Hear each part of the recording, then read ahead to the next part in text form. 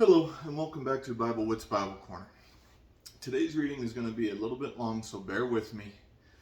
We're going to read Matthew chapter 13, verses 1 through 9, and I'm going to start with the English Standard Version.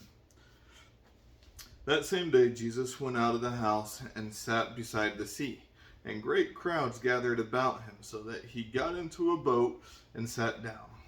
And the whole crowd stood on the beach, and he told them many things in parables, saying, A sower went out to sow, and as he sowed, some seeds fell along the path, and birds came and devoured them. Other seeds fell on rocky ground, where they did not have much soil, and immediately they sprang up, since they had no depth of soil.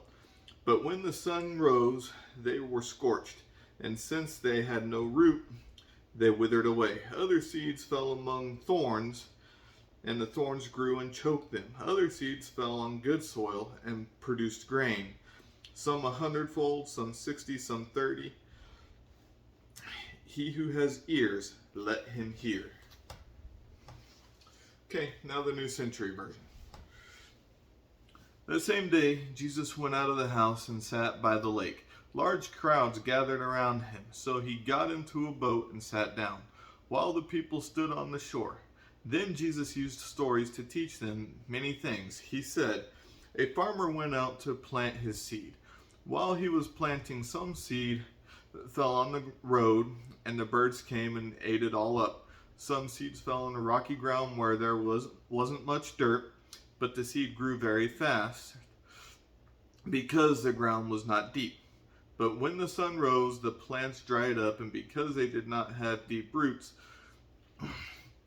some other seed fell among thorny weeds, which grew and choked the good plants. And some seeds fell on good ground, where it grew and produced a crop. Some plants made 100 times more, some made 60 times more, and some made 30 times more. Let those with ears use them and listen. Okay. So I come from a farming family, and that is something I'm very proud of. I've learned a lot growing up in this family.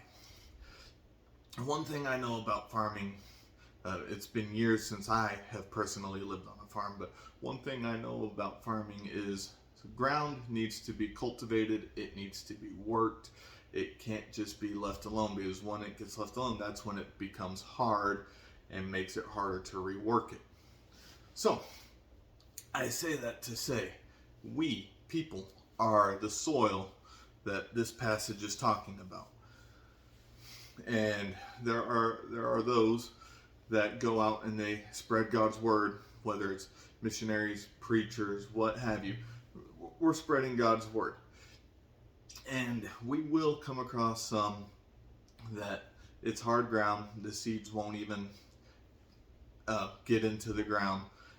And so on and so forth. We'll come across those in that it's rocky soil, thorny soil, and even good soil. My point in saying all of this is, just like an actual farm, soils can be cultivated, they can be worked.